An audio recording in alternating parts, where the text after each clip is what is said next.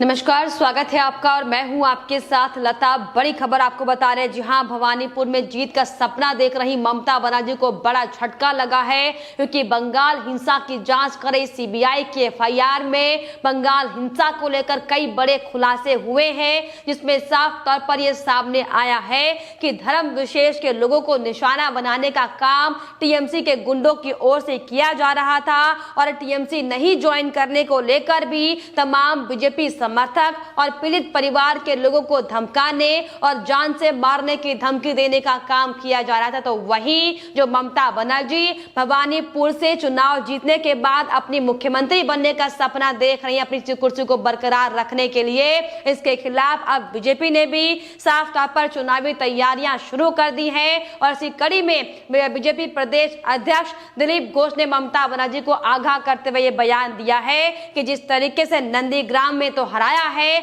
अब नंदीग्राम के बाद भवानीपुर में भी ममता बनर्जी को हराने का काम किया जाएगा। जी हां, एक बार फिर से पश्चिम बंगाल की मुख्यमंत्री ममता बनर्जी की मुश्किलें बढ़ने वाली है, क्योंकि जिस तरीके से चुनाव परिणाम आने के बाद से ही लगातार ममता बनर्जी के इशारों पर बंगाल में हिंसा का तांडव किया जा रहा था, लेकिन इसे लगातार ममता बनर्जी छुपाने का काम कर रही थी और सिर्फ अपनी राजनीति चमकाने के लिए, सिर्फ और सिर्फ अपने टीएमसी के गुंडों को बचाने के लिए एक के बाद एक हाईकोर्ट से लेकर सुप्रीम कोर्ट में चुनौती देती हुई दिखाई पड़ रही थी। लेकिन अब ममता बनर्जी की मुश्किलें बढ़ने वाली हैं, क्योंकि जो ममता बनर्जी भवानीपुर सीट से जीत का दावा कर रही हैं, भवानीपुर सीट से जीतने का दम भरती हुई दिखाई पड़ रही हैं। आपको बताते चले कि उनके खिलाफ अब सीबीआई ने बड़ा खुलासा कर दिया है। हालांकि सीबीआई ने इस पूरे मामले को लेकर 9 लोगों को अब तक गिरफ्तार किया है, लेकिन अब जिस तरीके से जो 4 सीबीआई की एफआईआर जो सीबीआई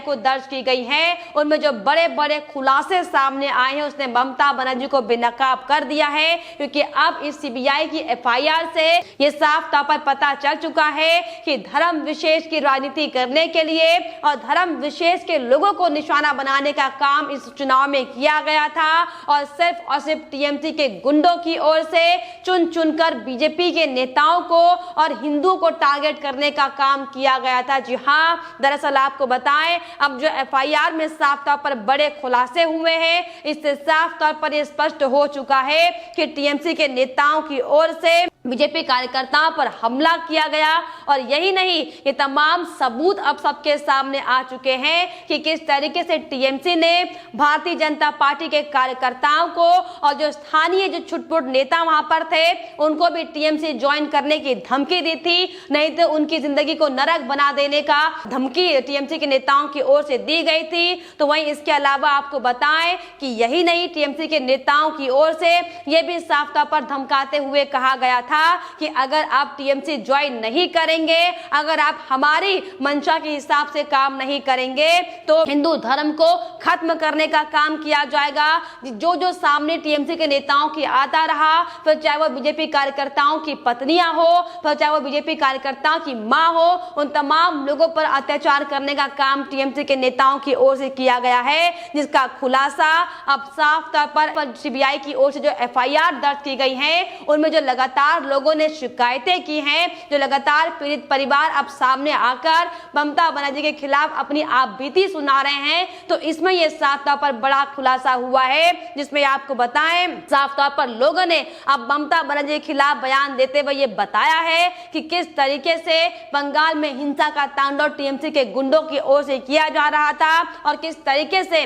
सिर्फ टीएमसी ना ज्वाइन करने की एवज में उन कार्यकर्ताओं को घर से बेदखल किया जा रहा था, उन्हें जान से तक मारने की धमकियां दी जा रही थी। और इसी कड़ी में सीबीआई की ओर से 4 एफआईआर इस पूरे हिंसा के मामले को लेकर दर्ज की गई है, जिसमें एक अयान मंडल की ओर से भी शिकायत दायर की गई है और अपनी शिकायत में साफ तौर पर स्पष्ट तौर पर बड़े खुलासा करते हुए बताया गया है, जब 14 अगस्त 2021 को दोपहर करीब 3 बजे 8 गुंडे उन्हें और उनके भाई को खींचकर एक मुस्लिम समुदाय इलाके में ले गए, जहां पर लाठी और रोड से उनकी पिटाई जमकर की गई थी और इस मामले में अबुल शेख, आलमगीर शेख, उज्जवल घोष और अन्य को आरोपित बनाया गया है। और ये सभी आपको बताएं कि नदिया इलाके के रहने वाले हैं और इस एफआईआर में पीड़ित ने साफ तौर पर यह भी खुलासा करते हुए बताया है कि उन्हें दरअसल बीजेपी समर्थक होने की वजह से ही निशाना बनाने का काम किया गया है। तो वही इसके अलावा ये भी लोगों ने साफ तौर पर अपनी शिकायत में दर्ज करते हुए बताया है कि टीएमसी को ज्वाइन करने की खुलेआम हमें धमकियां दी जा रही थी और टीएमसी ज्वाइन ना करने को लेकर हमें जान से मारने को लेकर तक टीएमसी के नेता, टीएमसी के गुंडा उस वक्त धमकी दे रहे थे। और वहीं ये भी साफ तौर पर लोगों का कहना है कि जब टीएमसी के गुंडे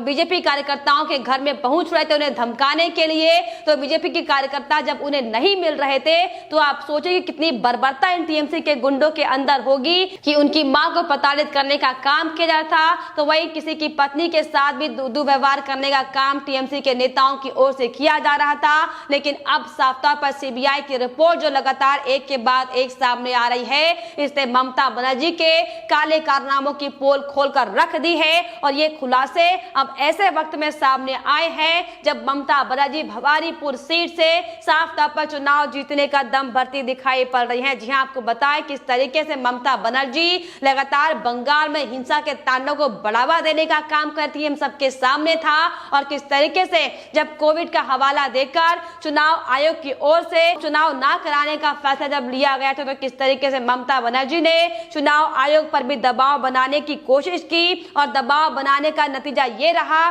कि हालांकि अब चुनाव आयोग की ओर से हालांकि अन्य राज्यों में तो चुनाव को स्थगित करने का फैसला लिया गया है, लेकिन सिर्फ और सिर्फ ममता बनर्जी के तानाशाह को देखते हुए और ममता बनर्जी की ओर से लगाए गए दबाव के बाद हालांकि चुनाव आयोग ने उपचुनाव कराने का फैसला जरूर लिया हो, लेकिन अब जिस तरीके से ममता बनर्जी पुरजोर कोशिश बंगाल में करती हुई दिखाई पड़ रही है, इसके उनको लेकर अब करारा जवाब देने के लिए हालांकि बीजेपी ने भी साफ तौर पर अपना दमखम दिखाना शुरू कर दिया है। और इसी कड़ी में आपको बताएं कि जो बीजेपी की जो कैंडिडेट भवानीपुर से प्रियंका टिब्रेवाल, उन्होंने भी अपना चुनावी प्रचार आज से शुरू कर दिया है। हालांकि आपको बताएं कि प्रियंका टिब्रेवाल एक वरिष्ठ वकील है और पिछले लंबे समय से पश्चिम बंगाल में हुई लगातार हिंसा के खिलाफ आवाज उठाने का वो काम कर रही है। और अब ऐसे में जो बड़े खुलासे सीबीआई की ओर से किए गए हैं, जो ममता बनर्जी अब तक जिस तरीके से झूठ बोलती हुई दिखाई पड़ रही थी बंगाल में, कैसे सिर्फ और सिर्फ हिंदुओं को निशाना बनाने का काम बंगाल में किया था, इसकी पोल अब सबके सामने खुल चुकी है। और दरअसल यही बड़ी वजह है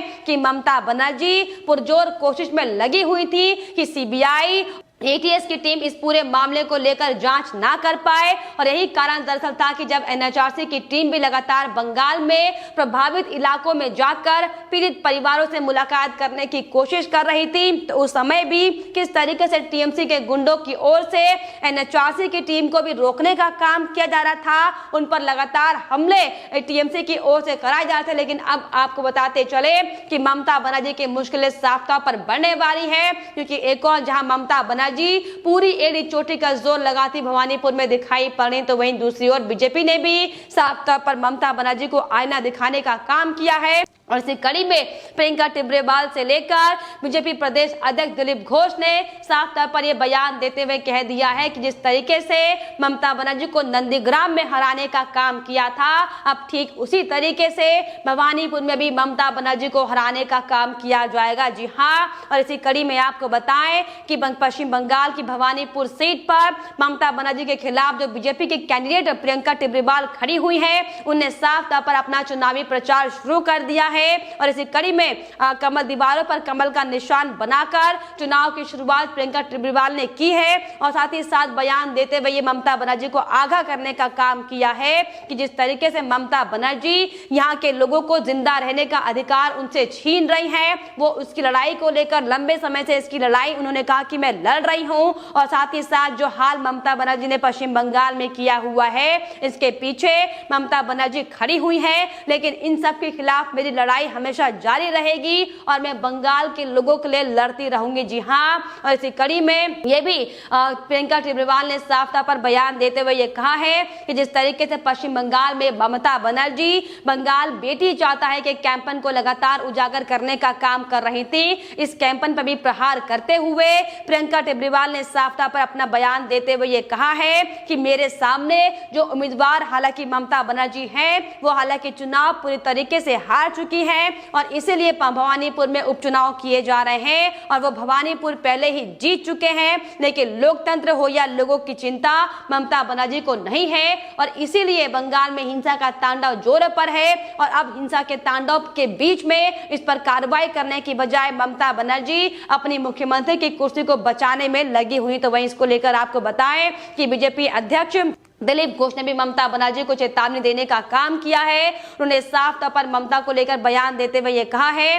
कि ममता बनर्जी ने नंदीग्राम से विधानसभा चुनाव लड़ा था, उन्हें लगा था कि वो जीत जाएंगी लेकिन वो हार गई हैं और राजनीति में कब क्या हो जाए ये किसी को नहीं पता और जिस तरीके से नंदीग्राम में ममता बनर्जी को हराया था अब ठीक उसी तरीके से भवानीपुर में भी ममता बनर्जी को हराने का काम किया जाएगा। तो यही दरअसल बड़ी वजह है कि ममता बनर्जी की मुश्किलें पश्चिम बंगाल में बड़ी हुई हैं, क्योंकि एक और जहां बीजेपी की ओर से पुरजोर कोशिश ममता को हराने के लिए की जा रही, तो वहीं जो खुलासे एक के बाद एक सीबीआई के सामने आ रहे हैं, ये साफ तौर पर स्पष्ट माना जा रहा है कि अब इन बड़े खुलासों के बीच जो ममता बनर्जी भवानीपुर जीत का जो सपना देख रही भवानीपुर सीट से जीतने का, वो कहीं ना कहीं चकनाचूर साफ तौर पर हो चुका है। हालांकि फिलहाल आपको बताएं कि ममता बनर्जी शुक्रवार को भवानीपुर सीट से अपना नामांकन दर्ज कर चुकी है और सोमवार को प्रियंका टिब्रीवाल इस सीट से अपना नामांकन दर्ज करेंगी।